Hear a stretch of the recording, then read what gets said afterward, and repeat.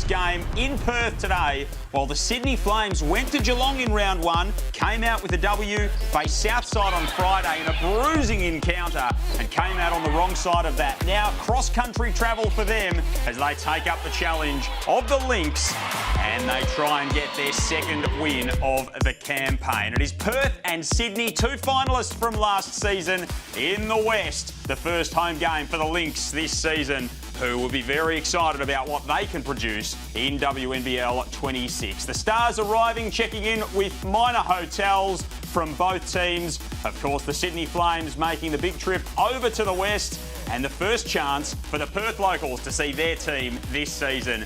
It should be a terrific clash. Great to have your company with us on Sunday Hoops here in the WNBL. Joel Peterson alongside two WNBL champions, as a coach, Laurie Chiswick, as a player, Rachel Jarry. Rach, first to you. This should be a really fun matchup. Yes, thanks, Joel. It's going to be a really fun game.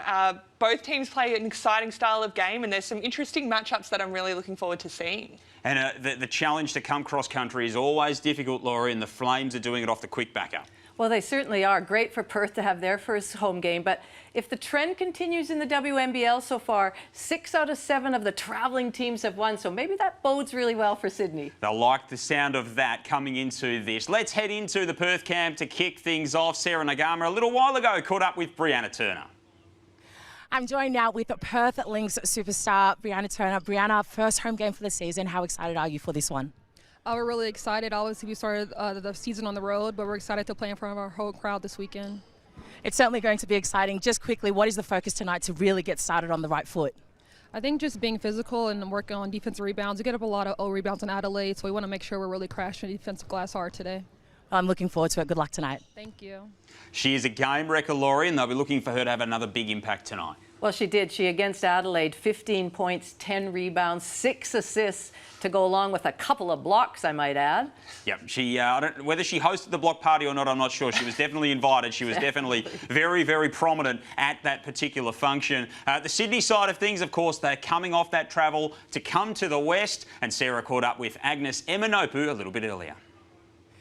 Agnes, firstly, welcome to Perth. Tight turnaround from Friday night's match. How's the body feeling? Yeah, the body's feeling good. I feel like we prioritize recovery so everyone feels ready and ready to go. Yeah.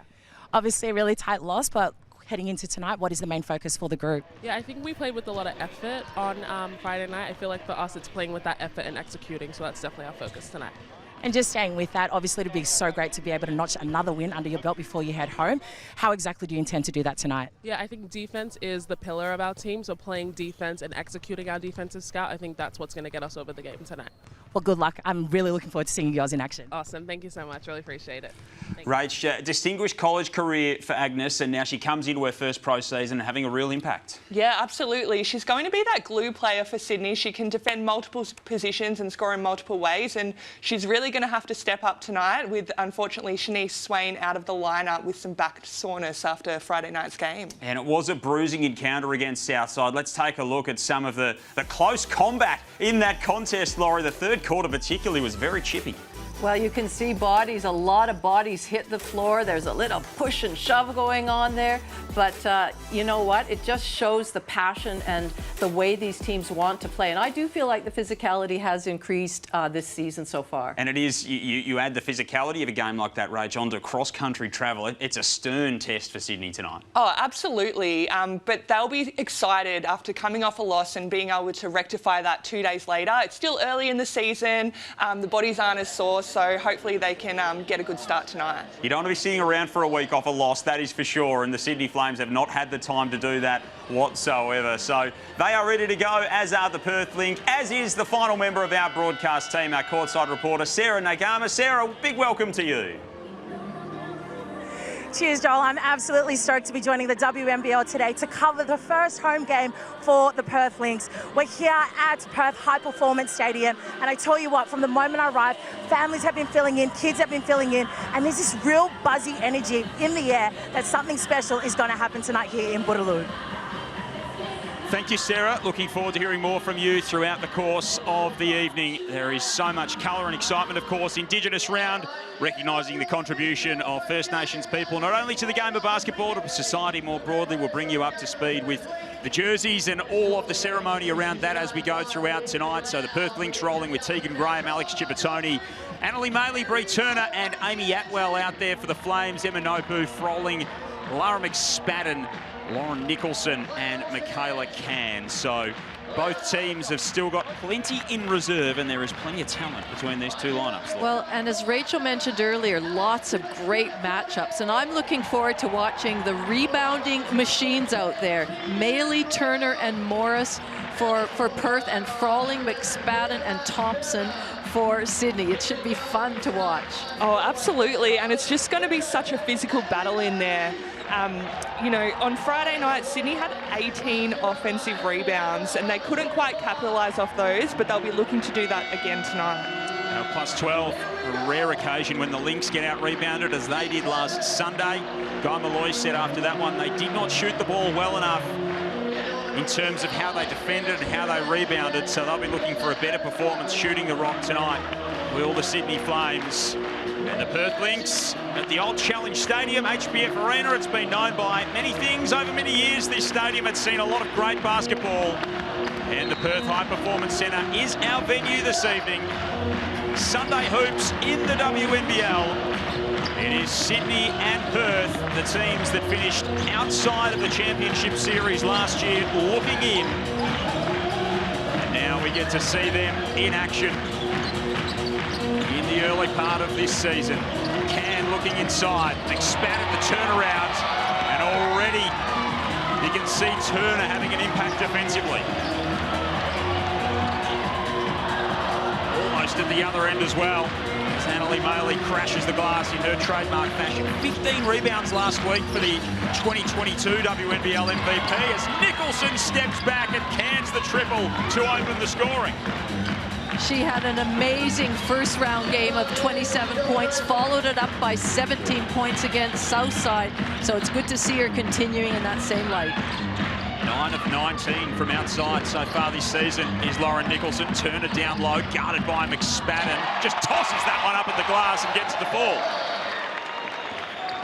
Rachel, that's a nice matchup, those two out there. They're similar in height, similar in ability. There we go, they're going head to head. Absolutely, they both like a block too, but they've both been able to get the first score on each other, so good to see. Chipotoni was so vital, particularly down the stretch for Perth last week. Atwell had a rough shooting performance for the Lynx. We know what Amy Atwell can do when she's at her best. 1 of 11 from downtown.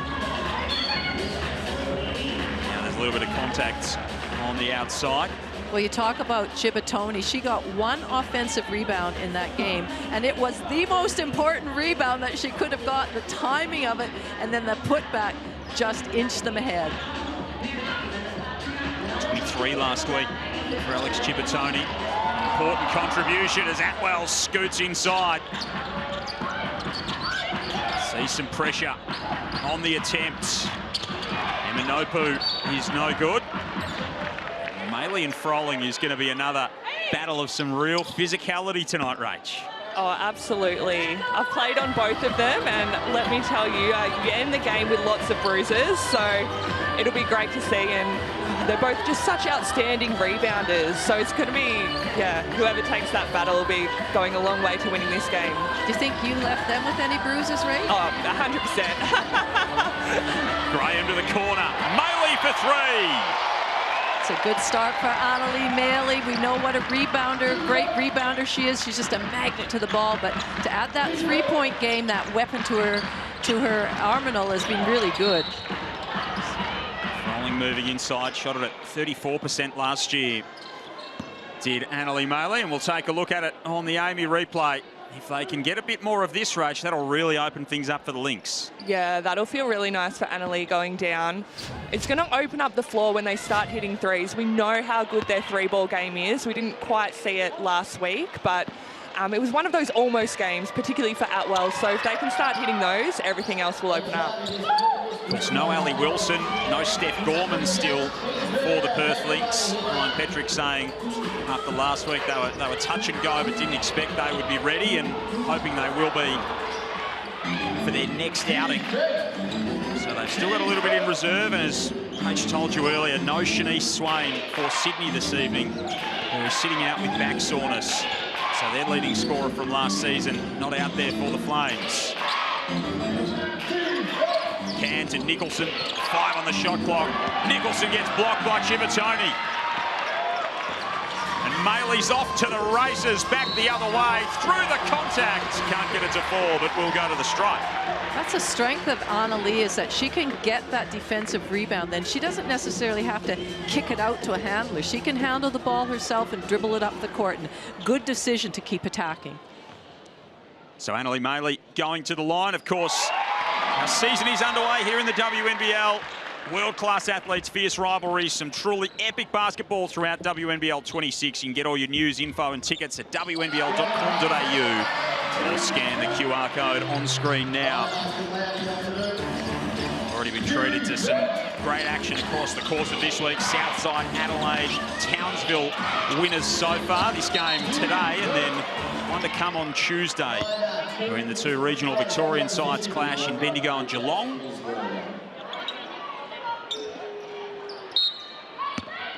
Lynx 2 of 5 in the early going, Sydney 2 of 6. Nicholson, that is her bread and butter.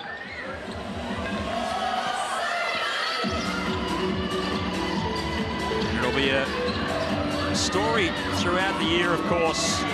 Lauren Nicholson returning from giving birth to Ari on her first road trip. Spent her first night away from him a couple of nights ago.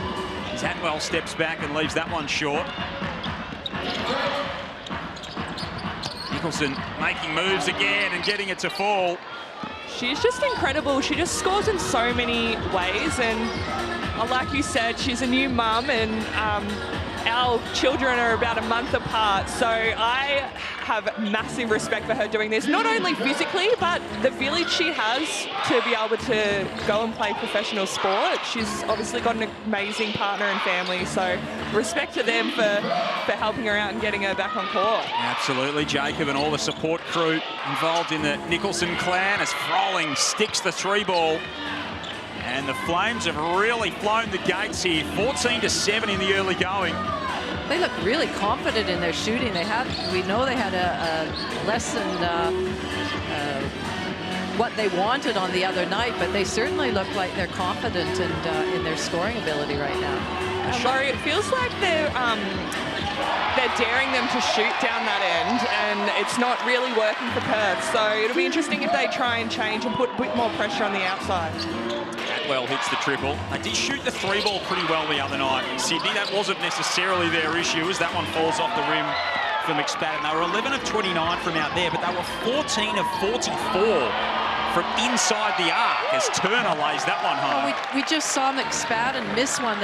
Those are ones you just have to make. At this level, those are baskets that you can't afford to miss. Michaela Can snaking through, gets locked up with Chivatoni. So a couple of mums out there, of course, 3 of them at the moment. Nicholson, Can and Chivatoni. As we see Bree Turner lay that one home. Of course, only a short-term fixture for them is Turner. She'll be making way for Hanju in a number of weeks. So they've got reinforcements on the way, this Perth Lynx team. So they've got both of their bigs on the floor together right now, so it's a bit of a different look for Perth. We know the speed, they like to play with pace and space, and now they have the luxury of looking inside as well. Jemiah Morris steps out there. Of course, a former Sydney Flame. They made a point of going and targeting her in the off-season. They picked out a particular role that they thought she could fill, particularly defensively. You can see her there reaching out toward Lauren Nicholson, but it does not affect the Sydney Star. And you just can't play off like that on the on-ball screen. It looks like they're in sort of a drops defense, and Lauren Nicholson is just going to hit that every single time. Couldn't agree more, Rach. 9 points for Nicholson. Can on the outside.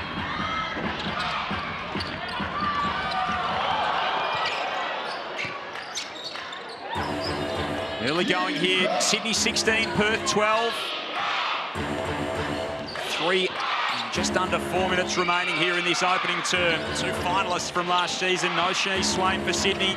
No Wilson, no Gorman for Perth. A slashing effort has the applause of Luke Longley, who likes that. He's been at a couple of WNBL games this season. We're going to have a chat to the big man a little bit later on, one of the stars of Australian basketball, and an early 6-point lead here to the Sydney Flames. 3:42 remaining in this opening term, and it is about the, if Guy Malloy drew it up at the start, you're coming off a Friday night game, you're coming off the plane, you might come out flat. They certainly haven't done that, Rach. No, definitely not. They've come out, but I feel like Perth are playing a little bit passively defensively. It seems a little bit too easy for Sydney at the moment, so my guess is that coach Ryan Petrick will be talking about defense in this time out.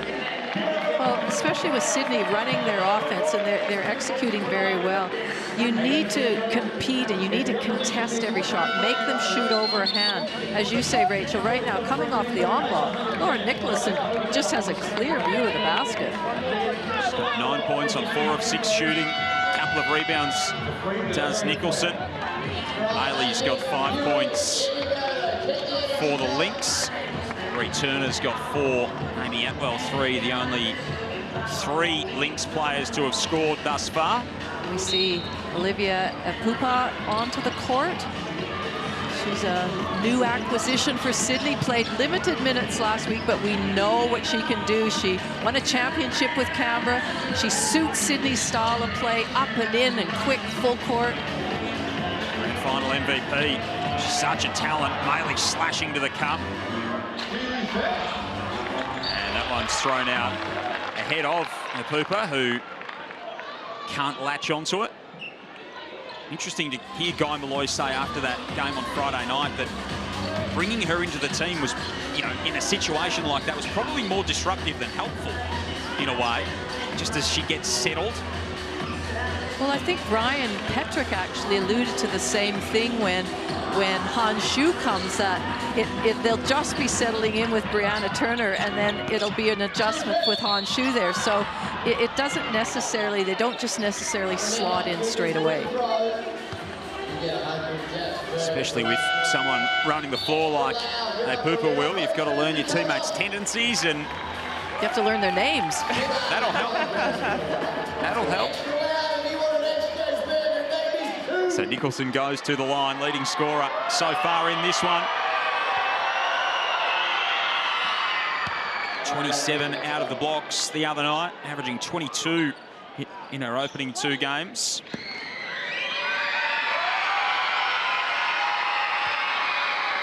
Hasn't missed a free throw on the season as yet. She's 6 of 6 is Lauren Nicholson. Sydney by 8, and they get it back here. Thompson with the steal and the score. Let's go courtside and check in with Sarah Nagama. Thanks, Joel. I was just listening in to Ryan Petrick addressing the Lynx girls, and he said offensively there's opportunities. He's urging his players to move earlier to make the most of it. Do like to get their shots up early in the shot clock. We know that. It's been a staple of the Ryan Petrick coached offense. Really the Perth team for the last 10 years or so. Nicholson got the takeaway and then loses it at the other end. Graham's off to the races and converts. Maybe that's just a settling basket. That was good defense, got their hands in, forced that deflection, and then that nice kick ahead. 4 turnovers early for the Lynx. Nicholson for 3. She's feeling herself in the early stages. Pass inside to Turner, just off her fingertips. Well, she's quick, Turner. She out-sprinted Froling there. We know Froling's pretty quick, so the pass just was a little bit hard, went over her head, but nice finish here by Unique Thompson. Just put up some staggering numbers in the NBL 1 West for a number of in the NBL 1, I should say, for a number of seasons now. Aubrey Wodonga and then the Mackay Meteorettes. Another turnover for the Flames this time. So both teams gifting the other some opportunities, and you don't need to gift Amy Atwell an opportunity now that an offensive foul called against Morris. Jackie Dover, Josh Durant, Zach Bosnakis, our refereeing crew this evening.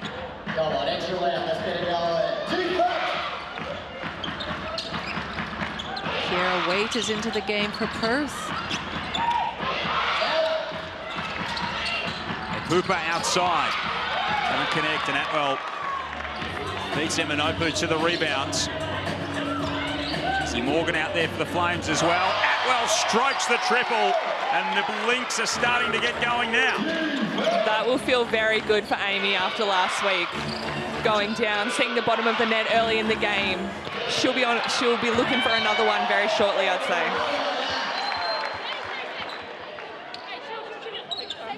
Ciabattoni's just pulled up a little bit sore on that right ankle.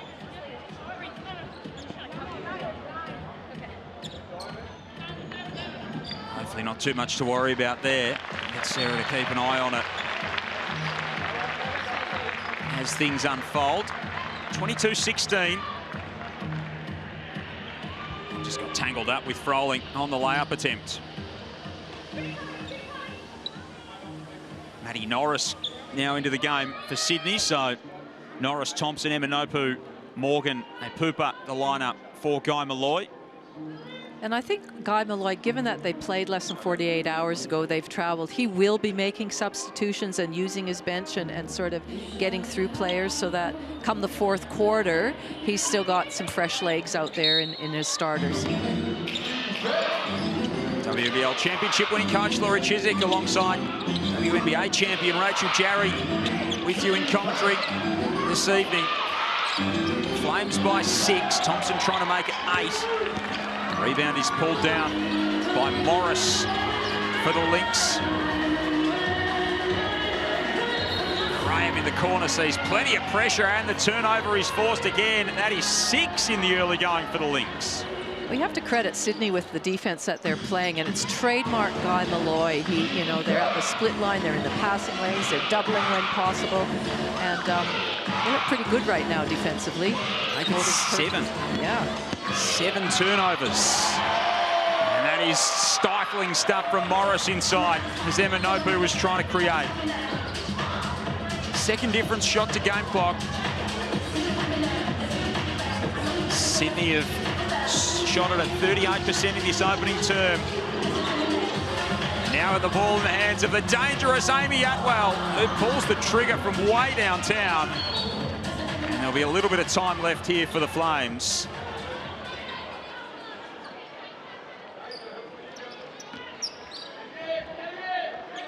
Norris to inbounds. Eminopu puts it up, it almost falls.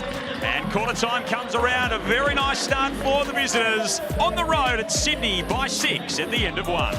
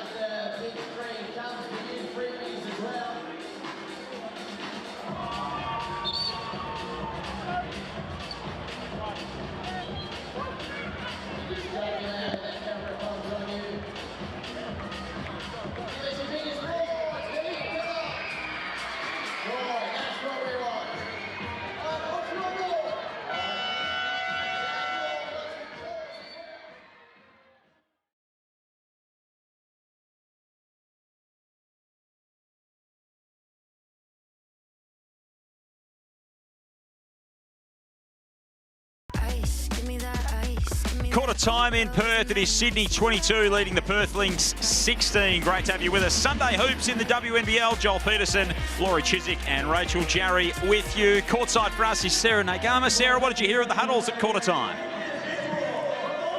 The message from Ryan Perchik was very simple. Offensively, it's going to take care of itself, but defensively, he's so proud of the way that the girls are connecting, continually to apply that pressure, and everything else will look after itself. So defensively, he's happy. Offensively, a bit of work to do, but he's not stressed. 7 turnovers in that opening frame for the Lynx. Potentially their biggest downfall, Laurie, but the Flames only capitalised with 4 points from them. Atwell was on the drive inside and saw some contact. Well, the other thing I think is, and we know this from previous games, I think, Rachel, you mentioned it, 4 offensive rebounds for Sydney. They are relentless on the O boards. 17 against Geelong, 20 against Southside. So that is something that's got to be a focus. Oh, absolutely. And that's just effort things. And we look, Perth have no offensive rebounds, and that's something that they're normally known for. So to me, that just shows that Sydney have come with a little bit more effort to start this game.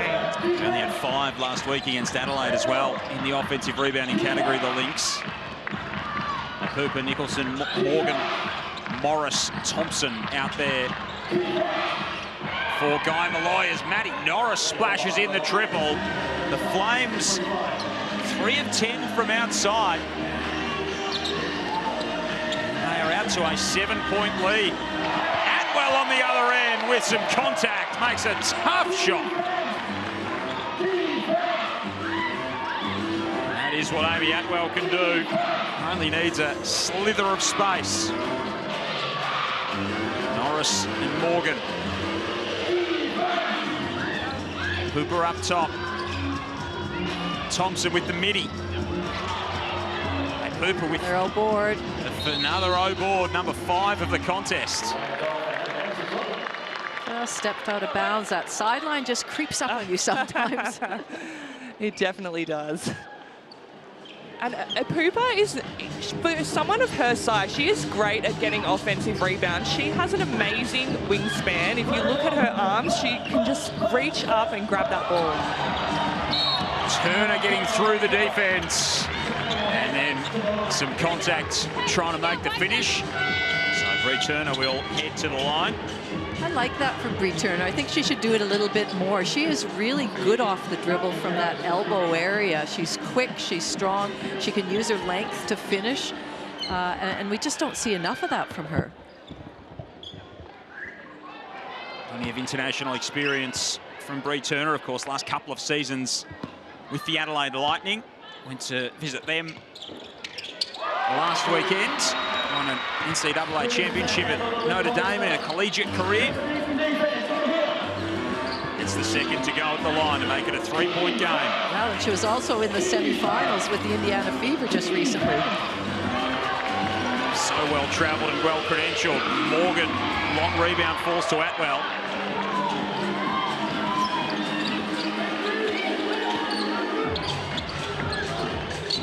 Looking for a way through. Here's Turner again, spaced out up top. Rd2 down low for Morris. And that one, another turnover. Number 8 on the Lynx. Or is it going to stay at this end? It is a turnover. Well, it was the right idea, post feed and then moving strongly off of it, but just, you know, good offense, even better defense.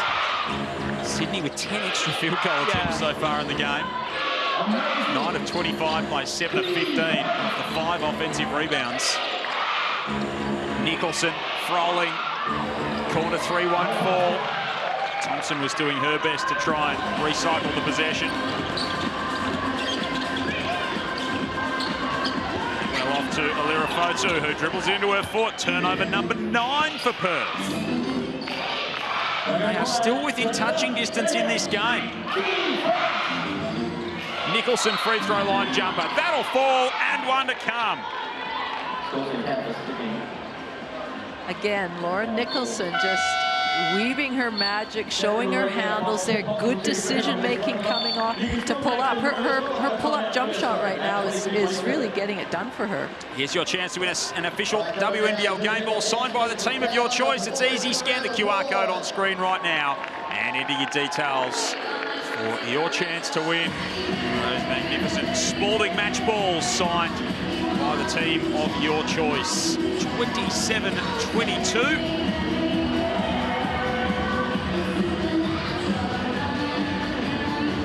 So the Flames on top in the early going here. 12 more field goal attempts, Rach, so they're getting plenty of opportunities, and Perth have been able to keep themselves in it despite 9 turnovers. Yeah, it honestly, watching the game, it feels like Sydney are dominating. So for Perth to be within touching distance at this point is pretty incredible. So that's the positive for them, that they'll think that they can get back into this game with some adjustments. Nicholson, a game high 13 points. Amy Atwell's got 10 on the other side of things for the Lynx. Nicholson with 4 rebounds and 2 steals as well. Unique Thompson's got 3 steals so far for the Sydney Flames, who are causing some havoc on the defensive end. Coming across country, it is the Flames who lead in the early going, 27-22.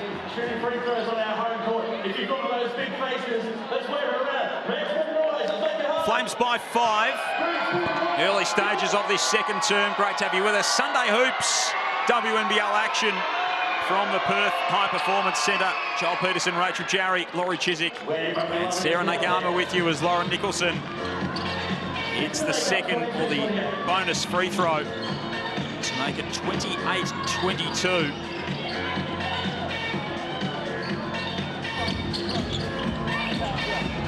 Wow, that was a heat check. So they're trying everything at the moment. Are the Lynx. Can and Thompson. Can's got 4 assists in the game so far. Dribbles it off her own shoe. And Weir's able to dive on it and force it back for the Lynx. And we have to, sorry, Joe, we have to make sure that we remember with the Perth Lynx and looking at who's handling the ball. They're without Allie Wilson. Now, she is, you know, she will be their point guard, and the speed she plays at, the tenacity, what she brings, both offensively and defensively, and Steph Gorman as well when they come back, when she comes back. Defensive stopper, Steph Gorman, and WNBL point guard, Allie Wilson. Entry pass here for Turner on the right block on Thompson, who gives her all she can handle defensively. Turner just a little bit too long and too strong. A classy finish. Perth trailing by 4. Let's check in courtside with Sarah. Yes, thank you. I had an ear in with the Sydney Flames, and Guy Malloy pretty much instructed his team to offensively keep taking it to the Lynx. They're sitting off a little bit, which should give them ample opportunity. And just a little bit of an injury update on Alex Tibertoni. She's been back out by courtside, and she looks like she's in good spirits. So the scare was worth it, but she's back out in full health. And fingers crossed she'll be back out there very shortly. Thanks, Sarah. Really shortly. She's out there, Joel. Yep.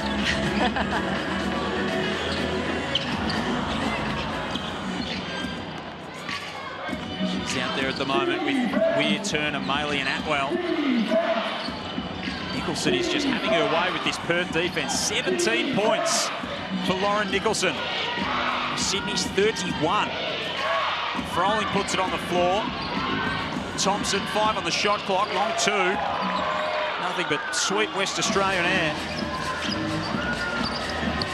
Maley runs the floor hard and finishes with strength.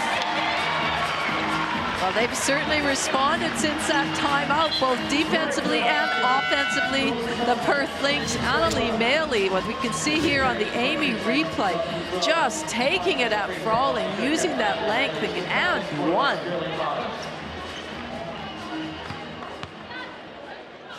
Such a great finish, and that's something that can really get her team going when she makes a tough finish like that, gets the and one, bit of a fist pump, slap the ground, get everyone up and about. It's plenty of energy, 5 and 15 last week. Emma Nopu's able to finish that one and provide the instant answer. Well, that was just too easy. That was just throw the ball in, kick it up ahead, and there she was. Perth just went to sleep there for a second. It can't happen off a free throw. No. Another ball handling error for the Lynx at the other end. 10 turnovers in this first half. Lara McSpadden will give it straight back to them. Atwell comes away with it. Ran into a wall, and some really good defence from Michaela Can.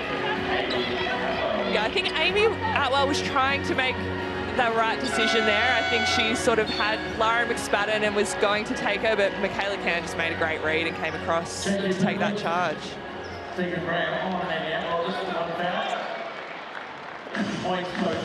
No foul trouble for either team as yet. That's one headache these two coaches don't have to worry about. Sydney shooting 4 of 12 from downtown.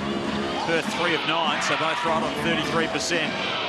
Nicholson's got 17 on 6 of 9 shooting. She is red hot in this first half. Can on the drive, Froling, long 2. Around and out, it'll stay with Sydney. Can relocates to the corner. Foul on the rebounds. One thing I like about Sydney, and I was talking to Guy Malloy about this, his big players, they sprint to set screens. They don't just wander up, they sprint to set screens. So it makes it harder to set up a defense, whether you're going to try and show or drop, whatever it is. If your bigs are sprinting to set those screens, and McSpadden's doing a great job, Frawling's doing a great job at setting screens, but I like that. And you know as a big player that when you set a really good screen, usually you're going to be the one that gets open. So as we see, a great finish there from Tibertoni. It's a crafty move. One of the first points of the game for Alex Tibertoni, who came off with the ankle complaint a little bit earlier and is now back out there. And again, for all the turnovers, for all the opportunity they've had, it's a 3-point game. No, Rachel, you said that. It feels like Sydney have had the dominance, but Perth, to their credit, are just hanging in there. Keep on swinging this Lynx team. Laurie Chiswick and Rachel Jarry with you in commentary. Nicholson again! Lauren Nicholson is on an absolute heater. I give credit to McSpadden a little bit for that one, too, because she had a lot of poise. She didn't panic, screen, rescreen, handoff, waited till she was open. And Lauren Nicholson taking advantage of that. 3 of 5 from outside, 7 of 10 from the field, 20 points in the ball game. And we are still 3.5 minutes away from half-time. Turner for 3. That one's a long way short. And Hooper marshalling the troops for Sydney. Why not go to her again? Anticipation every time she releases one at the moment. Tibertoni's picked up mid-court foul. You know, I don't know how her son Ari has been sleeping, but maybe the night away from Ari has helped. She's got a full night's sleep. She's ready to go. Scary for any teams that she's going to play on the road this season. Well, we've talked about Lauren Nicholson being a new mom, but I'm sitting right between 2 new parents as well, I might add. Rachel, congratulations on the birth of Nellie, and Joel, you're a new father as well. Yeah, a few weeks into the journey. Rachel's a little bit further down the track than I am, Laurie, so I've had the preemptive warning re-sleep. Going okay for now, though, so fingers crossed. McSpadden nails a long 2.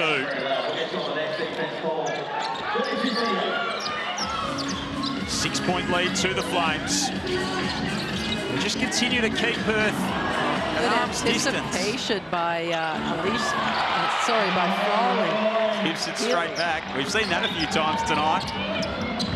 Maley trying to reach around the defence. Graham took some steps as Maley and Nicholson get tangled up underneath the basket.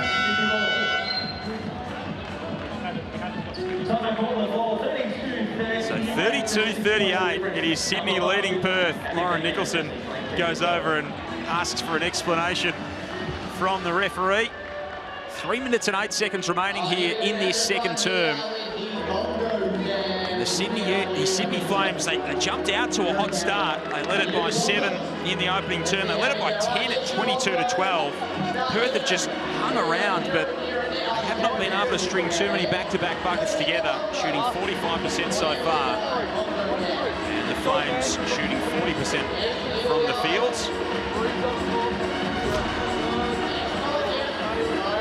Here's some of Lauren Nicholson's finest work, Rach. So she is 20 points on 7 of 11 shooting, and she is lighting this ball game up. Oh, she's absolutely unconscious at the moment. And she's just such a beautiful player to watch. She's just so poised. She makes the right decision every time. And just scoring in multiple ways. I'd really like to see Perth be a little bit more aggressive with her now. I think we saw that on Friday night. Southside Flyers were really physical with Lauren Nicholson, and it made it really hard for her to get her points. So I'd like to see Perth up the ante a little bit, see if they can make it a bit harder for her. Well, the thing with Lauren Nicholson is she's tough to defend because she constantly moves. She moves with purpose too. It's not just false movement. She moves with purpose, and so, you know, but I agree, they need to put somebody on her, maybe try and deny her the ball. She's always been a good three-point shooter, but she's not a massive volume three-point shooter across the course of her career. So Perth in a 3-2 zone, something different, throwing something different at them. Hooper to Froling, long two, bit strong, another offensive rebound. McSpadden this time, that is 7 for the Flames. Perth with the 1. Well, and that's the thing, when you're in a zone, you're not matched up against somebody, so you have to make a real concerted effort to go and find somebody, headhunt, get your body done in the block out. Nicholson, McSpadden, another mid-range jump shot, it's left short. Maley wants to push the pace on offense for Perth. He gets right to her spot. Another example of Maley getting a rebound and going coast to coast. 10 for Annalee on 3 of 6 shooting. 4 rebounds, 3 assists, a couple of steals. So doing a little bit of everything in the early stages. Still a couple of minutes away from half-time. Manobu puts it on the floor. Sydney working through the offense methodically. Apupa splits the defense. McSpadden free throw line jumper. Another one's flat and short from Lara McSpadden. Just hasn't had the touch so far. Atwell for 3. It's a good look for Amy Atwell.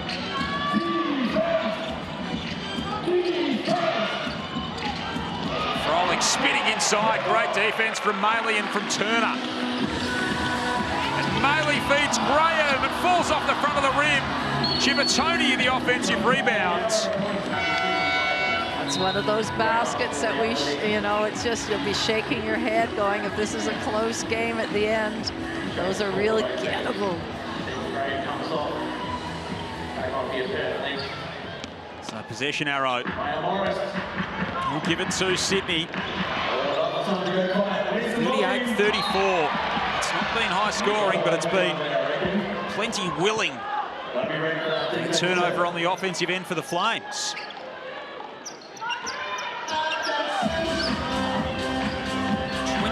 Turnovers between the two teams in this half. It's enough to cause headaches for both coaches. Hooper slaps that one out of play. Well, right idea. There was definitely a mismatch down low, and they were looking to go high-low action. Just didn't quite execute the pass. Most recently playing in Turkey was Olivia Hooper. Here's Atwell, willing that one to go in. It won't fall.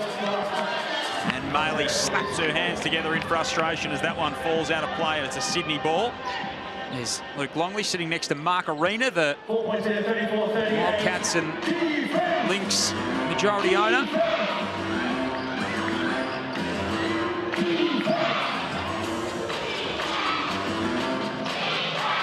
Some ball movement here from Sydney. It looks sharp. Nicholson drops it off inside to Thompson. Oh, that is just champagne basketball. Pick and roll, easy as you like. Loz comes off, they pay a little bit more attention to her, and she just lobs it over to Unique Thompson for the easy finish. And then comes up with the 14th forced turnover of the half for Sydney. Emanyopu. Nicholson off the bounce. High arcing jump shot won't fall. They almost cause another turnover. Hooper gives Maley a good old shove. Got it to Atwell, around and out. Another look for the sharpshooter. That one's off as well. And she's had some really clean looks the last few plays, so I know she's missed, but she's such a great shooter. She does have to keep taking the right shots, and they will fall eventually. Oh, Turner, stifling defence to swat that one away from Nicholson, who's had the hot hand in this first half with 20 points to lead all scorers. Well, the zone has certainly slowed the scoring input of Sydney. Catch and shoot for Thompson to beat the buzzer of half-time. She got it off and she got it in. Unique Thompson beats the horn and gives Sydney an 8-point lead going to the half. The road trip west has not worried the Flames in the early going. They lead it here 42-34. That is a great half from the Flames, Laurie. Well, just even that little, 6 points or 8 points, but just they are going in with all the momentum right now. Let's get down to Sarah Nakama, who's with the star of the first half, Lauren Nicholson. Cheers, Joel. Yes, Lauren, you have had an absolute menacing opening 2 quarters. 20 points to your name already. What is clicking for you right now? Oh, look, I know that our last game was a little bit rough, had a rough shooting night, so we all needed to come out firing tonight, and I think we've had a pretty good first half. You've got a pretty healthy lead at the moment. How do the Flames close this one out? I think we need to stay up and in on defense. You know, this team can get hot quickly, so we need to get out to the shooters and just keep the same intensity in the second half. We'll go well in the second half. Thank you. It is working for them to half-time, that's for sure. She's got 20. The Flames have got an 8-point lead. We'll break it all down on the other side of this. It's Sydney 42 to Perth 34.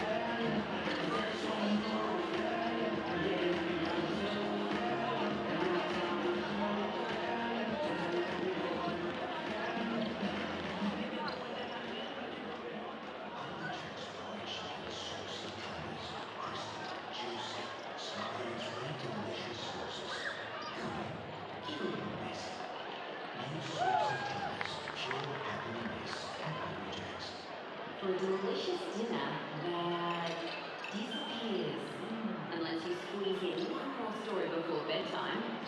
Pick up Latina Fresh, Australia's favourite pasta and sauce. Latina, we got the weeknight. Thanks. Who's that? That guy? He came to groom in search of pearls. Rumour has it, he got stuck in the sea. You know how far he gets from groom. Too long.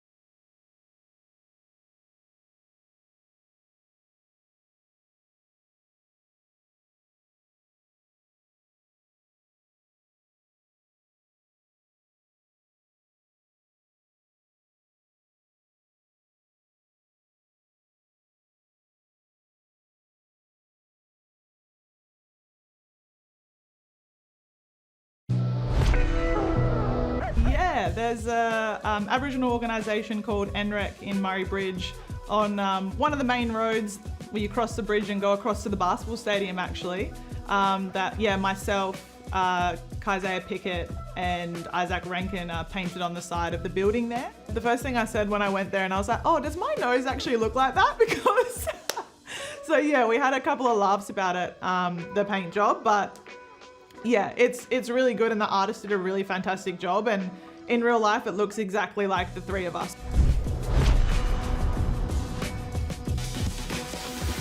It is very cool. Ellie Wilson, unfortunately, not out there for the Perth Lynx, but a big part of their Indigenous round celebrations. And the Sydney Flames pushing the margin out from Unique Thompson's buzzer beater to make it an 8-point game, 42-34. There's our match stats at half-time. Laurie Chiswick, Rachel Jarry. Rachel, what do they tell us at half? Oh, the one that stands out to me is the field goal attempts. 14 less for Perth. That is very hard to win a game of basketball when you're shooting the ball that much less than your opponent.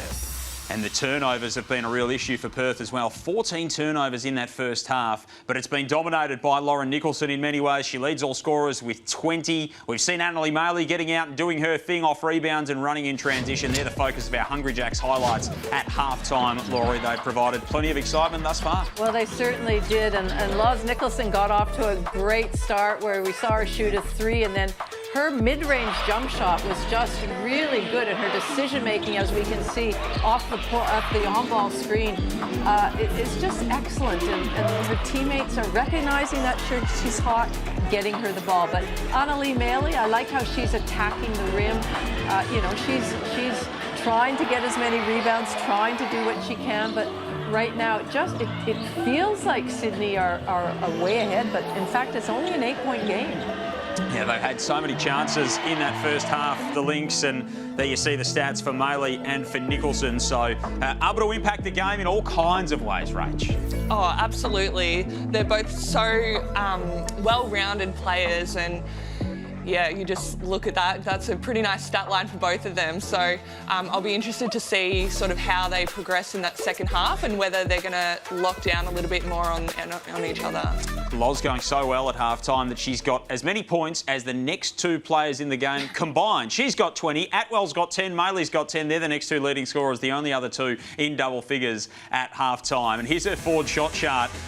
That is a lot of green on that. She actually missed a couple late, but that is a very nice looking shot chart.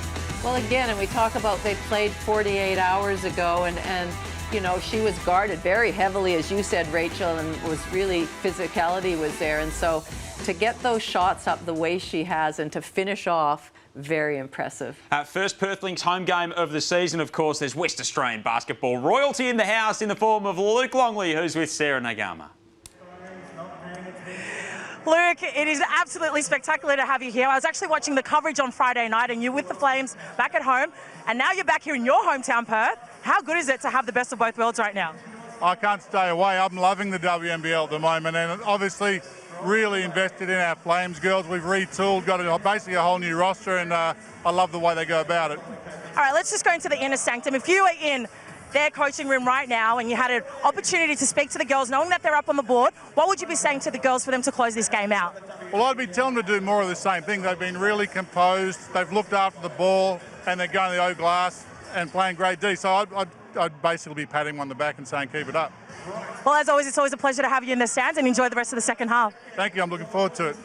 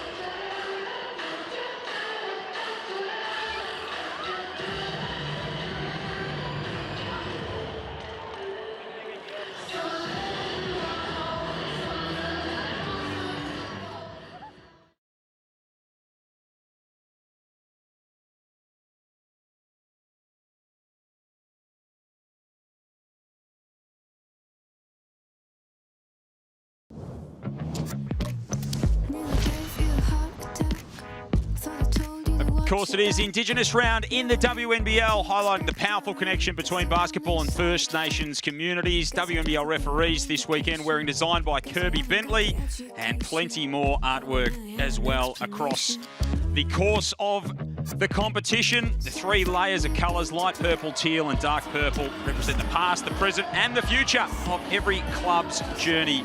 Great to have a proud Aboriginal woman as well refereeing tonight's game in Jackie Dover, who's out there this evening. Hands the ball to Tegan Graham to get us started here in this 3rd term.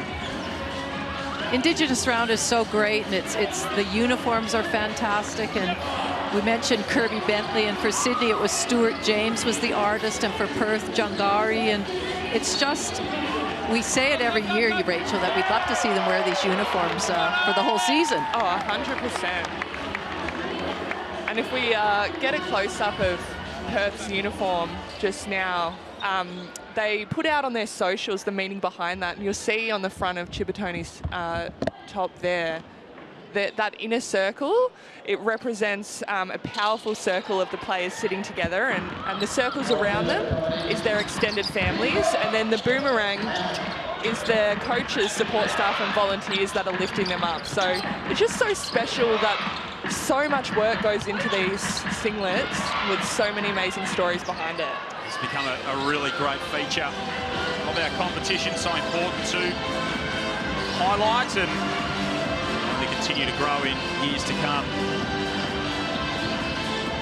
More often it's done, it just can't rain in the way we all think. Atwell down low for Turner, no good. Good defence from Emanyopu, and they force the clock violation. Atwell will still get it off. Everyone's left a little bit befuddled by that. I'm a bit, I'm not sure what happened there. I don't think that hit the ring, did it? Well, I thought the shot clock sounded. Both teams were a bit discombobulated. It absolutely sounded. There was no question that it went off.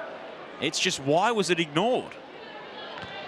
I didn't know you had discretion to just go. There's Guy Malloy chatting now, trying to find out what the situation is. Guy Malloy said after the game on Friday that he was a bit confused about a few things. I think he can add that to his list. Especially when Amy Atwell gets an open 3 off it and drains it. Another Strong move inside from Lauren Nicholson. The defensive end this time. Chippertoni coming through. Nicholson getting tangled up with Turner.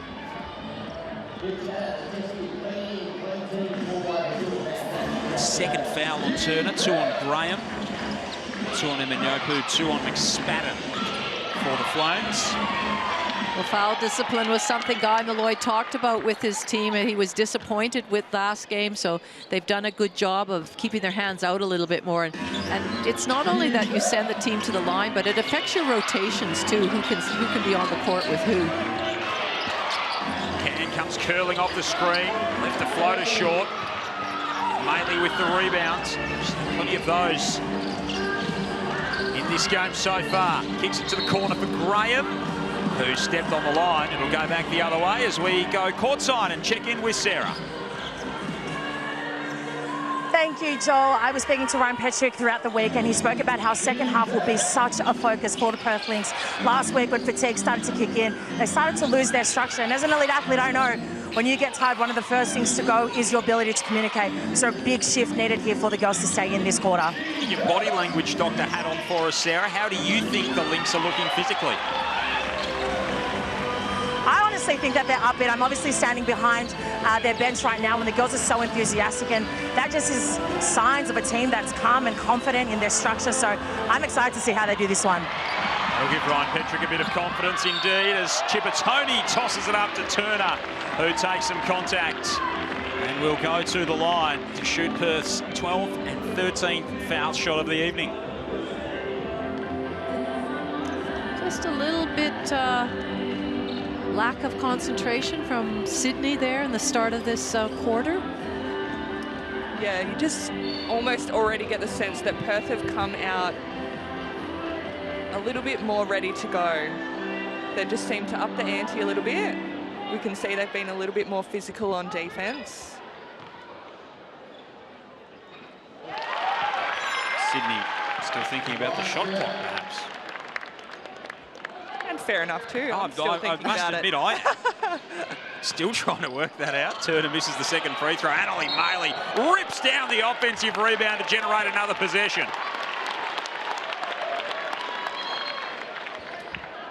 So this is similar to Friday night's game against Southside, where Sydney started off really strongly, had a good half, and then Southside just sort of turned it up the second half, and so it's something that nice expression there. Yep. Just a little bit of facials from Annalie on the way back to her feet, letting Keely Froling know about it in a non-verbal fashion. 4-point game, Maley turnaround, got it, 2-point game. She's got a double-double already in the ball game as Annalie Maley of 12 and 10. Atwell's got 13 to lead the Lynx in scoring. Nicholson with 22 for the Flames. No other Sydney player in double digits. No other Sydney player has more than 6 points. That won't fall on that occasion for Froling. Atwell can tie it up for Perth as she drives to the rim. Will go to the line and have that opportunity.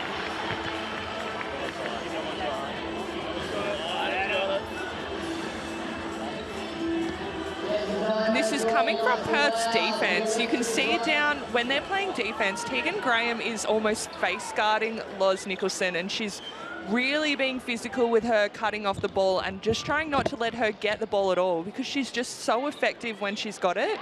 That is the best way to defend. Don't let her get it. And right now, Sydney look a little bit out of sorts without being able to run the offense through her.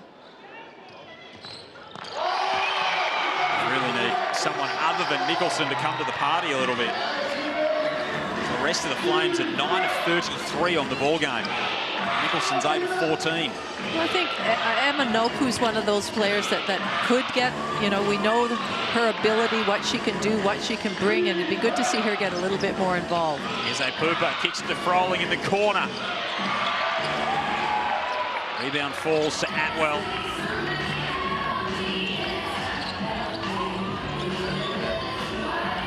surgery in the off-season for Amy Atwell, so was champing at the bit to get back out there this season. Maley for 3. Cooper with the rebound, hasn't opened her account in terms of scoring this evening. 4 rebounds.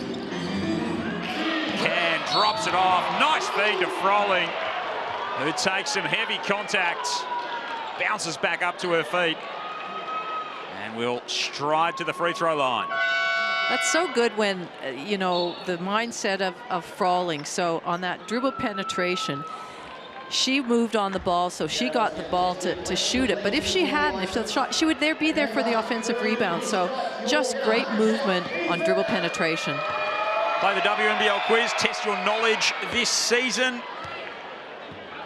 And you can score bragging rights when you put it to the test. Can you beat the buzzer? Scan the QR code on screen to get involved. You've been around the league a long time, Rach. How do you think you'd go on the quiz? Look, I think I'd be okay. I feel like Laurie would have me covered, though. Are you saying I've just been around longer? Which is true. Maybe. Nicholson, a little bit strong, gathers her own rebounds. Froling back to Nicholson, inside to Thompson. Strong catch and an equally adept finish. Well, Thompson, we know, is undersized, but she's always played undersized her whole career, she says, so it's not an issue. Maley has that one roll off the rim. Atwell on one of those recent Perth offensive possessions went past 1,000 career points in the WNBL. Just continues to rack them up. Can outside for Froling. The Pooper's got all day.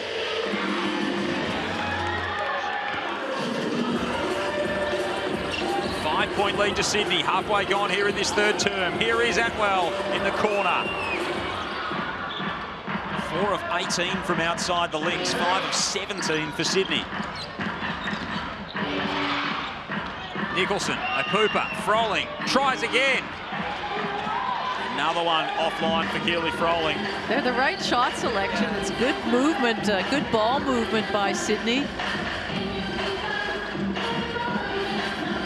It was 4 of 29 last season with Geelong in the WNBL. Keely Froling from downtown. She's 1 of 5 in this game so far, and that's a poor error from Graham, who almost had too long with the pass and fumbled it out of play for another Perth turnover. 18 of the game, and Tegan Graham's 5th.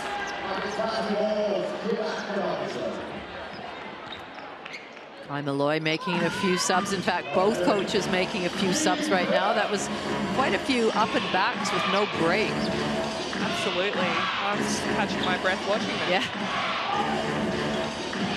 Cooper, Norris, Morgan, Thompson, and Eminopu out there at the moment, who gets a really open look underneath. And after Perth got all the way back to level pegging, Sydney have again just stretched their legs a little bit. Morris, an easy finish.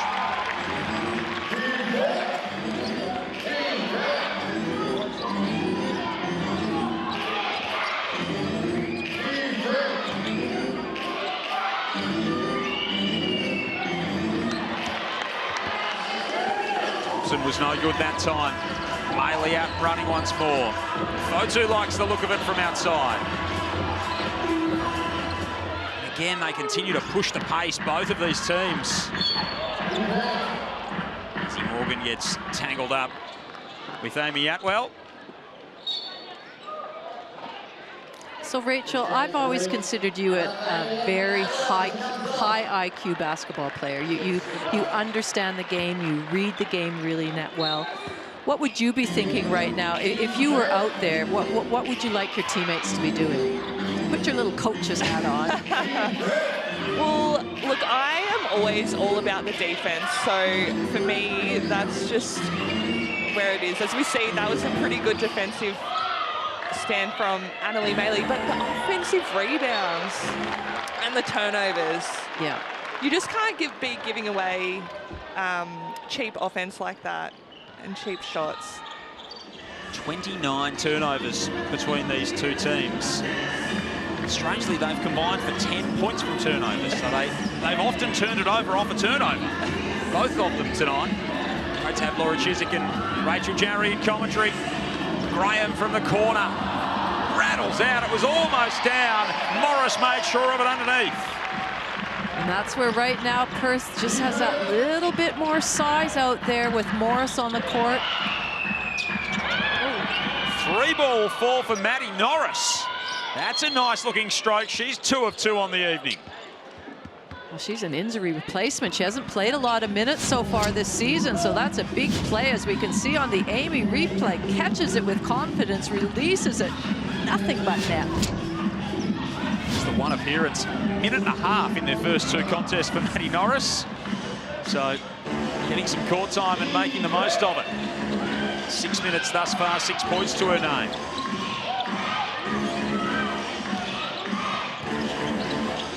Morgan Can, Emma Nopu, Norris and Thompson out there for the Flames at the moment. Thompson underneath gets fouled after pulling down the offensive board.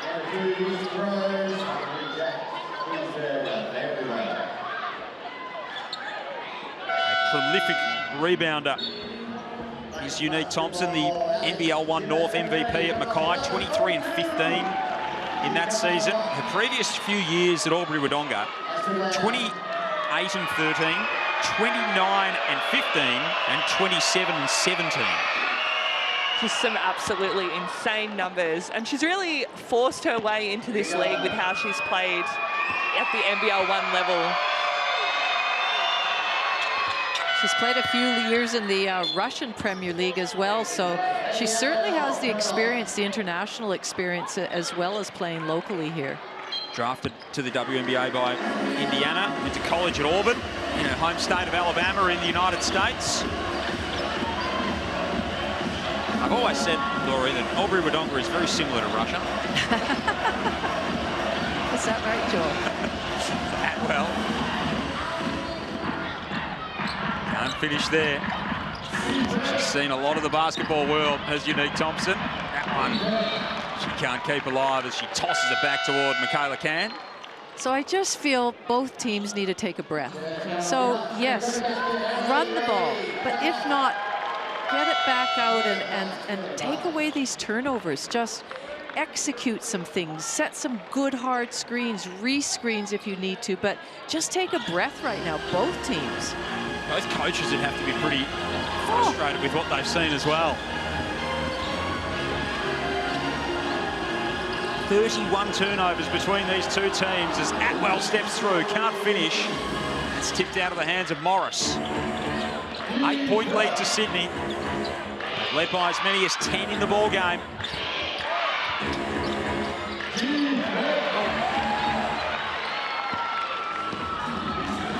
This time the Lynx able to force the turnover with a minute remaining in the third term. Looking for a second win of their season, having won in Adelaide last week. Sydney 1-1 coming into tonight after a loss to Southside on Friday. Morgan thought about it. Minopu puts it on the floor, guarded by Waite. But Weir it is who's watching her. Thompson sticks the jump shot from the free throw line, and Sydney out by double figures. It's important that Perth get a good look this time. 7-second difference, shot to game clock. Time winding down in this third term. They got out to the lead last week and clung on for dear life, the Lynx. Sydney led early against Southside on Friday and couldn't hold on. Who will stand up in this final term? It's Sydney by 10 at the moment. Norris for 3. No good. And that is how it remains as we turn for home. The Sydney Flames on the road lead by 10, 58 to the Perth Lynx, 48 with a quarter to play.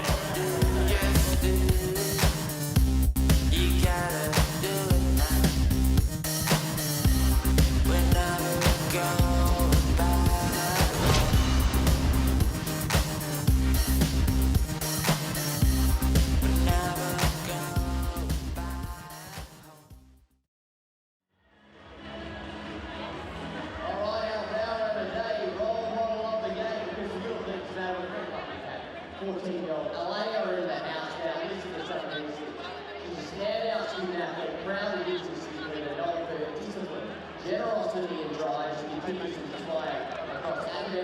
also at scoring domains.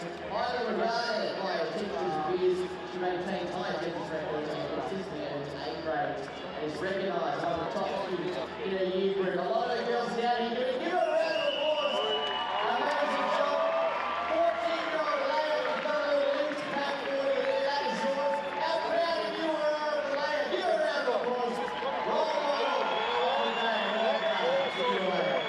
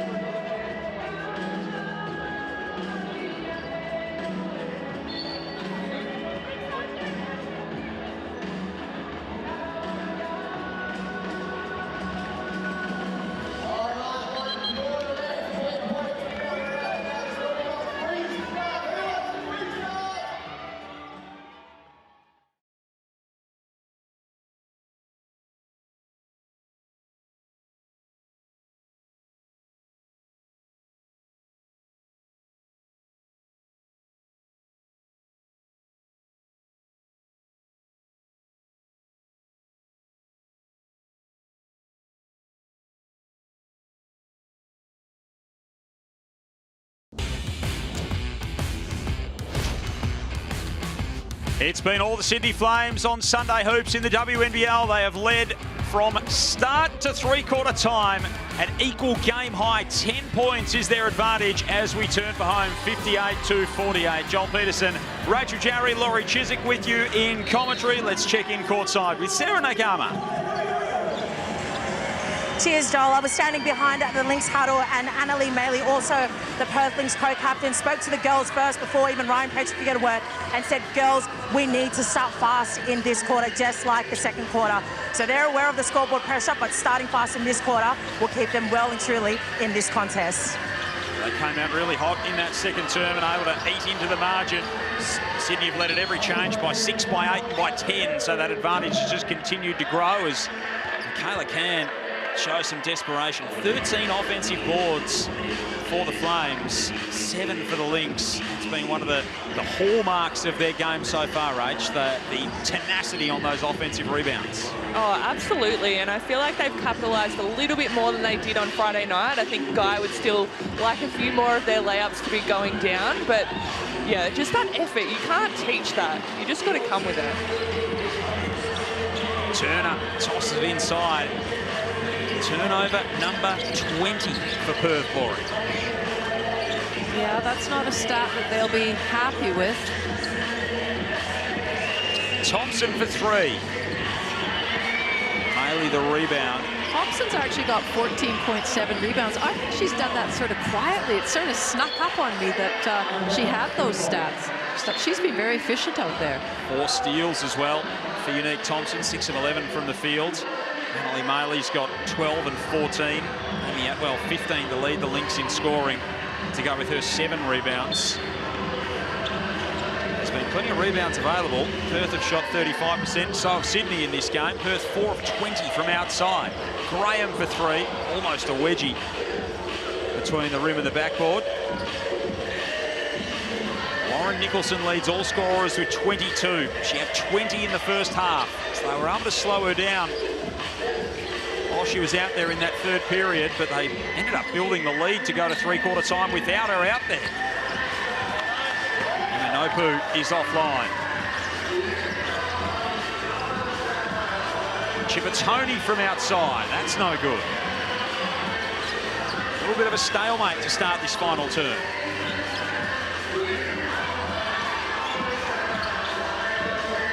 Nicholson to Can, steps into one in rhythm. Tina with her 6th rebound, 5 turnovers for Bree Turner. 8 points so far in the game. Maley driving inside. And we go through the opening 2 minutes with plenty of tension. Well, I think you could find a better shot than that last one, Annalie Maley. Nobody touched the ball. Defense didn't have to shift at all, so they're in good rebounding position. They're back playing defense after only, a handful of seconds. So I think Perth can do more with their at the offensive end.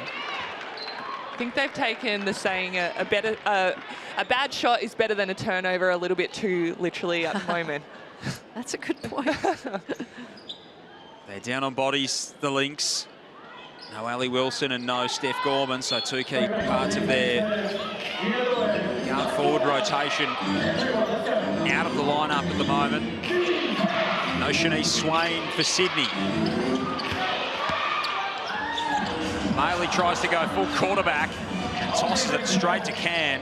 21 turnovers for Perth. There's still so much time left in this game. You don't have to do those things. You can, you know, you can execute. You can still push. You can play your style of game, but you don't need to take those sort of chances at this stage. See Graham face guarding Nicholson off the ball again. Can with the three. Push on the rebound. Will go against Keely Froling by the looks of things. Third foul for Keely, who's had a rough shooting evening, 2 of 12 from the field. Well, I feel like right now, Sydney's probably in survival mode. They are hanging on at the moment, 58-48. It's the Sydney Flames leading the Perth Lynx.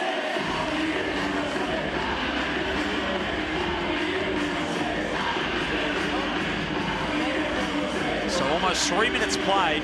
Neither side has scored as yet, Rach, and they both look like they're really feeling the moment a little bit, both of these two teams.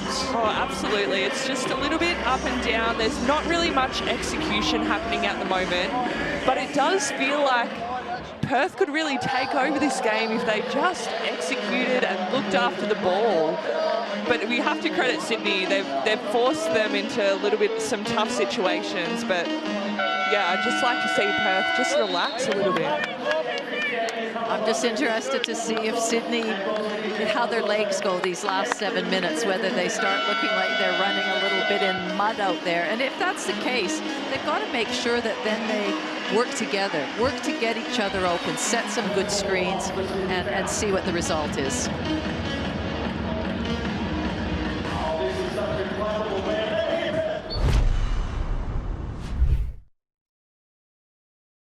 Night at Red Energy Arena, the Bendigo Spirit taking on the Geelong Venom. Bendigo no good in their first outing against Townsville at home, and Geelong with a big performance in their most recent outing to beat Adelaide 110-76. So they put the offensive fireworks on. That is Tuesday night hoops in the WNBL, our first Tuesday night game of the season up in Bendigo. 7 o'clock Australian Eastern Daylight Time, 4 o'clock if you're watching on in the West. Joel Peterson, Rachel Jarry, Laurie Chiswick, Sarah Nagama with you here in this final term. Under 7 minutes remaining. No score from either team in the final quarter as yet, as Nicholson forced her way through, Froling from the elbow. That one falls off the rim. Cipollone races down the floor, and finally we've got a score in this final term. Great push by Cipollone. She wasn't going to give that ball up. I think just go all the way. Nice finish. And that could be the start of something for the Lynx. They got out to the flying start last week and then held on for dear life against Adelaide. The opposite happened to Sydney on Friday night when they led Southside by 13 and then got overrun. Froling's turnaround as the shot clock expires, no good. Atwell to push it in transition. Fires a wild three and got fouled on the way up. That is a good experience to get the shot up. Defense didn't quite have position. She recognized that. Flung it up in the air. We just see here, got caught. Yep. Almost went in. You just know as a defensive player when you do that, you just go, oh, sorry. The worst. You know, you just can't look over at your coach. Just avoid eye contact with everyone in the venue. Yeah, especially Guy. I know he would not be happy with that, that's for sure. Well, you know, it's a good result for Perth because they're shooting 80% from the free throw line at three-quarter time, 12 from 15. So get themselves to the line, inch their way back into the game through foul shots. Atwell an 84% free throw shooter last season, was 42 of 50.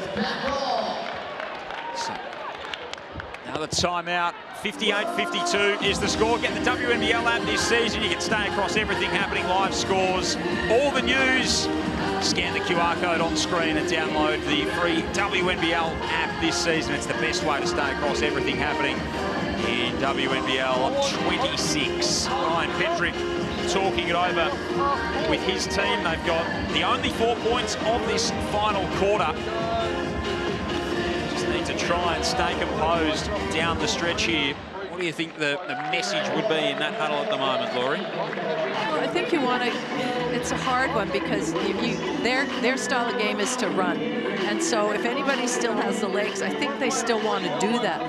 But if it's not there, have the poise, have the tenacity to bring it out, get some screens, look inside. I think Turner's really presented well inside a few times, and they've just not looked. They've just missed her. And then defensively, they're doing a good job on Nicholson. She's only had 2 this half, in that third quarter, so they're locking her down. So defensively, they just need to keep being up and in. Rach, to Perth look like a team to you that is just screaming out for someone to take control of the offense? Like, they all look like they want to play point guard, but no one's really sure how to do it at the moment. Oh, absolutely. And like you mentioned earlier, they are missing Ali Wilson. It does make it really tough, especially this early in the season where, you know, you're still sort of trying to find that chemistry as a team. But like Laurie said, I'd like to see them go inside to Brianna Turner. There's something a little bit different that you know, Sydney won't be expecting as much. So, and she's so effective in there. So it's Sydney by 6. Let's check in courtside with Sarah. Cheers, Joel. I had an ear in at the Perth Lynx huddle, and something that really stood out to me was just the body language in these girls. Obviously, they're a little bit down on the board right now, but just looking across them, there was full belief. They were so locked in. One player I do want to highlight is Tegan Graham. She's had a huge defensive task trying to defend Laurel Nicholson, and when you remember at halftime, she had 20 points to her name and only now has 22 in the final quarter. So it's saying something about the pressure that Graham is posing on Nicholson. Yeah, it's a good shout, and you've noticed, Rach, that they're just face guarding her. They are completely denying Laura Nicholson the ball and trying to basically let her get nowhere near us. Well, yeah, she can't score if she doesn't have the ball, so it's probably the most effective way to shut her down. You are giving up a little bit on help defense, but right now Sydney aren't punishing that. Well, and the other thing, they're when she does catch it, and if an on-ball comes, they're forcing her away from the screen because she's so crafty when she uses that screen and so poised. They're forcing her to make different decisions. Sydney closed with 14 of the last 18 points in the third quarter. Perth counted with the first 6 here in the last. Almost the turnover off McSpadden's pass. Atwell's up and in on defense. Nicholson way up high. Now she makes her move, gets through the heart of the defense, kicks it out to Froling, puts it on the floor, time winding down. They don't get it off. Well, as our trusted colleague Damon Lowry would say, it is crunch time now. He was in Perth last night, was Damon, as Chippertoni hits the turnaround, and they have roared back to be within 2. Well, certainly Perth looked like they're the confident team right now. They just need to hold their head. Have crawled to a stop here in this final term. The Flames have not scored yet. McSpadden runs into a wall.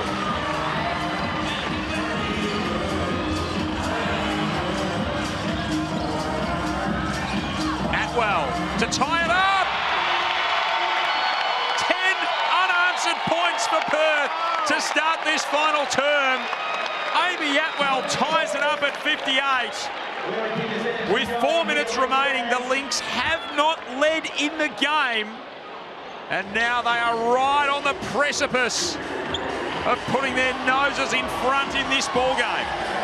Wow, what a turnaround that is for Perth. They've got the crowd behind them. They've got the momentum with them right now.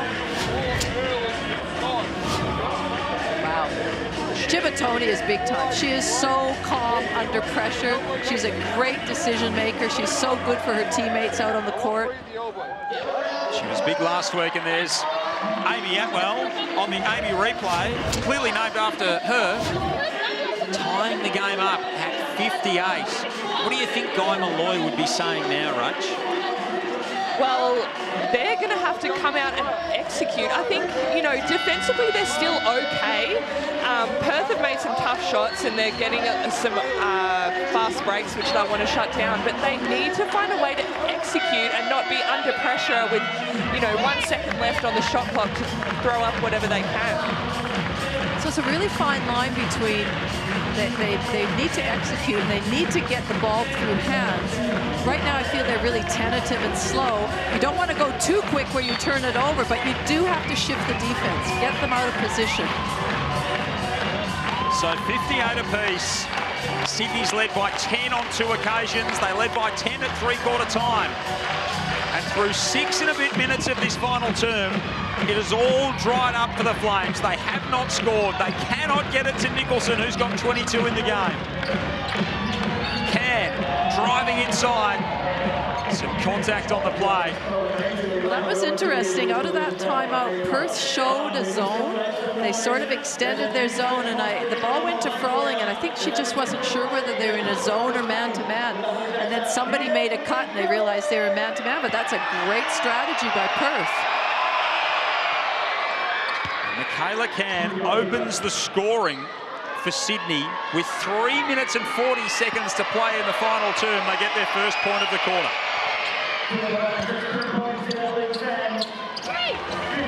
Second drops.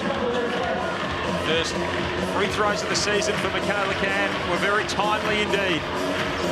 2-point Sydney lead. Sorry, they've swung Annalie into that point guard position. Plenty of pressure being applied on mainly by Frawling. Thompson's got the job on Turner. Atwell steps back to the corner.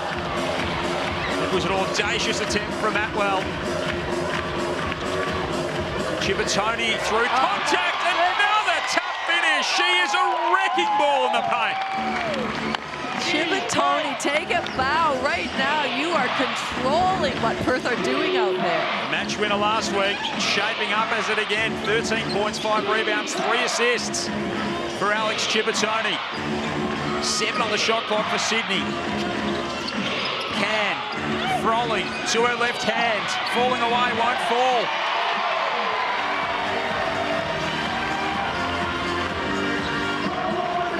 Shibutani will just walk it up for the Lynx. Foul on Nicholson.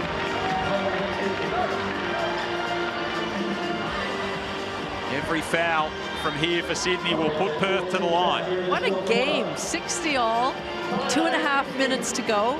Tense. Wow. Not far from a shootout.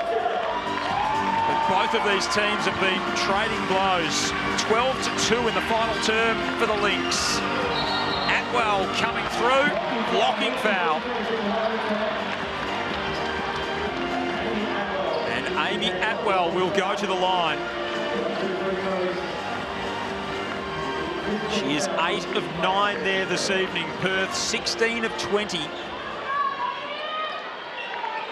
They've tied it up on a number of occasions. But through 37.5 minutes, Perth has not led, and they don't yet. Atwell's second free throw for their first lead of the game. See what Sydney's got left in these legs.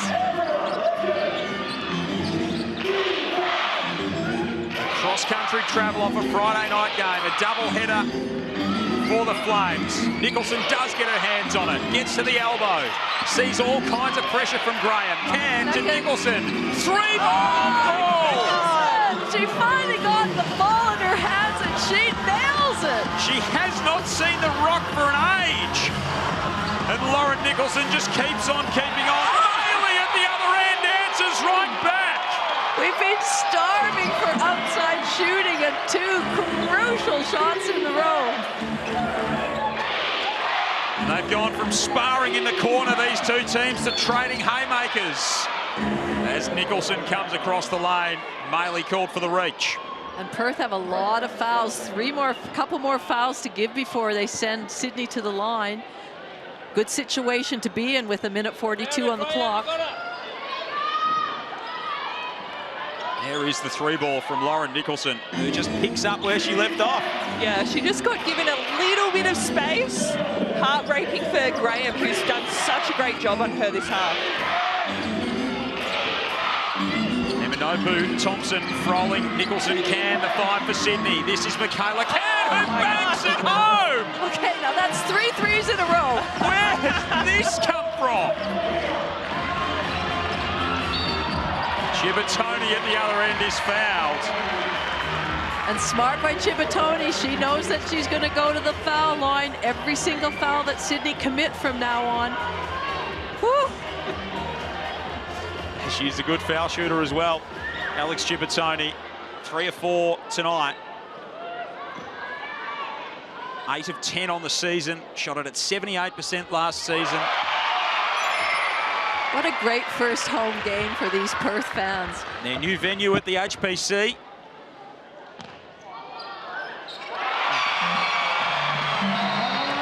have been on the edge of their seats, pulling their hair out from turnovers at different times. And now eyes glued to proceedings as we are tied at 66 with 1:20 remaining. Renee Garlop and Guy Malloy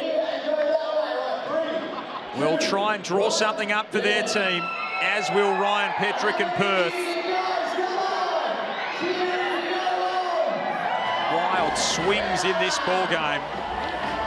66 apiece. Of course, this isn't the last we see in WNBL round 2. Tuesday night, it is Bendigo and Geelong at Red Energy Arena. The Spirit down by Townsville in round 1. Geelong had a big offensive performance yesterday. So there's going to be plenty of fireworks when the two regional Victorian teams meet on Tuesday night, 7 o'clock Australian Eastern Daylight Time. The Spirit looking for their first win, the defending champs, as they take on the Venom at home. Bendigo would be itching to get back on the court after their loss in the first game, and they haven't played, you know, it's been almost 10 days since their last game. Geelong will be too after their performance yesterday. That just came out and shot the absolute lights out. They'll be like, get me back out on that court. Second half was extraordinary from the Venom yesterday. They could not miss. Okay, interesting to see what the coaches have drawn up here. 1:20 to go, all tied up. Chibatoni, Graham, Turner, Maley, Atwell the 5 for Perth. Nicholson, Can, Eminobu, Froling and Thompson for Sydney. They'll try and get it into the hands of Nicholson again, who's led them all the way. 25 so far for Nicholson. She defers to Froling in the corner, gets it back. Time winding down, needs to get it off. She didn't beat the buzzer. Stifling defense from Perth and Tegan Graham. And now the Lynx get their chance on the offensive end. And this crowd, if they're not standing up, they're right on the edge of their seats. Maley's fouled at mid-court by Froling. So that's an unnecessary foul. I could just see Guy Malloy in the background grimacing because Annalie Maley goes to the foul line now. And there's, yes, you want to extend your defense up, but you don't need to be that up and in where you foul them. 3 of 3 tonight, Annalie Maley. 69% foul shooter last season. 52 of 75. 15 and 17, so they are Annalie Maley type numbers. Whether it's in the Perth Redbacks colours in the NBL 1 West End season or the Perth Lynx colours. 17 rebounds, phenomenal. 15 in her first game, and she leads the league, of course, in rebounding at the moment. And we say 17 like it's expected of her. It's actually ridiculous. It's just the price of doing business when that woman wakes up. And they're doing it with foul shots. Their last 4 points have all come from that source, the Perth Lynx. They lead by 2, under a minute remaining. Both teams looking for their second win of the season. Nicholson gets tangled up with Graham. for Perth because they still have a couple of fouls to give. Anytime Sydney look like they're, you know, a play's developing or they're looking like, as long as you don't foul the shooter or in the act of shooting, they can afford to give away another foul. Oof. So the physicality continues. Bruising weekend for the Flames. Can they come away with a win? Went down by 5 on Friday night. Froley looks for Can. Doesn't see a lot that she likes. Seconds, a shot's got to go. Eminopu, the youngster, can't bank it home. Rebound secured by Atwell. 2-point lead for the Lynx. Turnover. Froling's foul, taking it to the hoop. They just tossed it away. How many more twists and turns does this game have with 27 seconds? But Rachel, Michaela Can, she needs to pull up. She needs to have that mid-range shot. Too often she's been open and then passed it and left her teammates with the shot clock winding down, but falling. These are some high-pressure free throws for Keely Froling, who misses the first.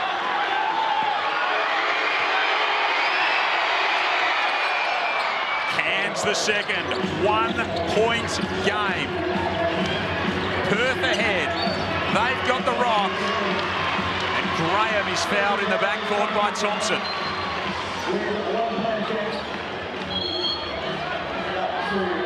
Ooh, well, they're still in a, you know, it's still anybody's game. So she goes to the foul line here. She makes 2. That puts them 3 ahead. 24 seconds is a long time to you know, whether they can get a timeout and set up a play.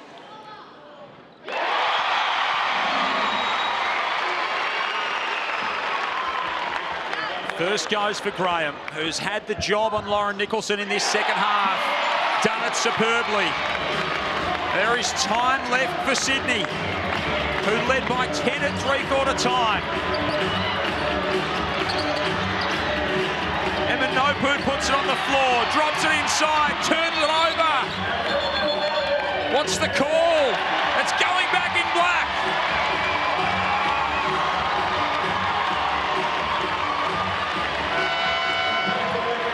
I don't think there was the recognition that they needed a 3-point shot there. Penetrate in, kick it back out. Because even if you scored the 2, Perth then had that advantage. Yeah, and with that long left in the game, you just need to get the right shot. I feel like they were open a couple of times on that 3-point line. Just get it up there. If you miss, you got the opportunity for offensive rebounds. So Amy Atwell at the free throw line.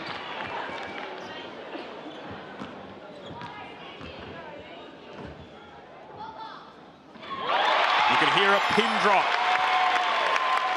as she makes the first. Makes it a 2-possession game.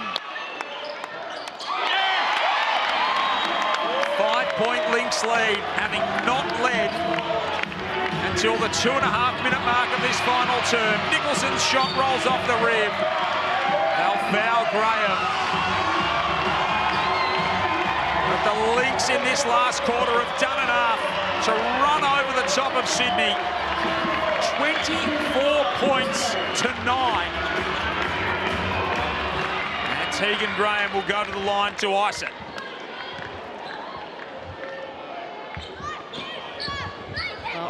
Well, Tegan Graham has 4 points, chance to get up to 6 points. There's 5. She has done an absolutely stellar job on Loz Nicholson and keeping her scoring at bay. She's a plus 16 in the game. Thompson pulls down the rebound, and the Perth Lynx claw themselves to another victory. They trailed for 37.5 minutes and come out on top by 6, 73-67. In front of their home fans for the first time this year, the Lynx move to 2-0 with a fantastic final quarter performance. They scored 25 points coming home. Sydney can only muster 9. And it's the Lynx who get their second win of the year. And with some reinforcements coming, they're starting to build something pretty promising, Rachel Jarry. Oh, absolutely. That's really what they need to do at the moment is bank wins until they get all their cavalry back. So they'll be so happy with that one. Felt like they sort of stole that from Sydney. It was not in their keeping for so much of that game. They had their last 9 points at the free throw line, so they were made to earn it, and earn it they did. Ryan Petrick and his team come away with a 6-point win, 73-67. Lauren Nicholson has 25 points to lead all scorers. Alex Chibatoni with some big buckets late had 15. Amy Atwell had a team high 24, and Annalie Maley with 17 and 17. And she is with Sarah Nagano. Annalie, firstly, congratulations on a stellar win. First home game of the season, and you girls were able to put it away. Initial reaction to that? Yeah, wow, Perth really showed out. Hey, you know, like we've got so many fans here. It's so nice to see everyone show up and support women's sport. And our squad's a bit thin. Like super proud of like Alira Potu and Kayana Weir and KJ and all the girls that stepped up and played super well. So yeah, really proud of our young ones. Rightfully so. I was standing behind the huddle, and you're one of the first voices to really energize the group. What is your role within this group right now, considering that you are missing some heavyweights in the group right now as well? Yeah, I mean, look, like the best part about this sport is that anyone can step up, and I think that my job is to make everyone else believe that they can do that. You know, like me and Amy as co-captains, like we try really hard to make everyone just believe in themselves. So I guess my job is just to continue to like influence that and make sure that everyone knows that they can take that shot and they can take it to the basket, and that mistakes are okay, I guess. You're an incredible leader. Just lastly, we're here at your home stadium, Perth High Performance Centre. The crowd is absolutely packed. Just a final word to the fans that really got behind you in the Lynx today. Yeah, like honestly, what a shout for women's sport. This is so important. Like it really is. Like you guys are our sixth man. You know, like to have everyone come out and support, have familiar faces from last year. Being at H3C, it's a bigger venue, but it felt like there were so many people here. So I'm really proud to be, you know, like a member of the Perth Lynx right now and all the love that is here. But just for the WNBL, like the league is going in such a positive direction. So, I mean, Sydney played super well. They're a very talented group. I think every single game is going to be close from, you know, here on out. Well, once again, congratulations. You are today's player of the match, and I wish you all the best with the remainder of your preparations. Thank you so much. Thank you. Yeah, well deserved for Annalie Maley. Thanks to Sarah. 17 and 17 she finishes with. 3 assists, 2 steals, get a little bit of everything. 5 of 5 at the free throw line, importantly as well, because that's where they really need them down the stretch, Laurie.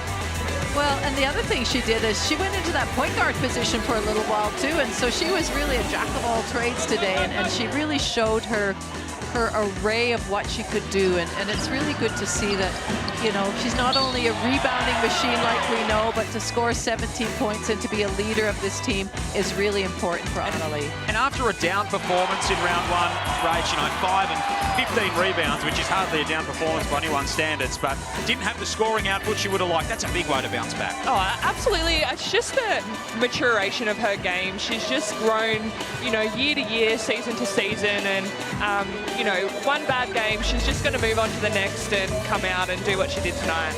Indeed, she had plenty of help. Amy Atwell had 25 points. She is a certified gunner as the Perth Lynx star, and she's with Sarah. Amy, firstly, again, congratulations. What a huge effort. Firstly, initial reactions, because you had a game. You scored 26 points today all on your own. Yeah, I mean, I would have liked to see a few more go in, but I mean, yeah, the win was good. 100%.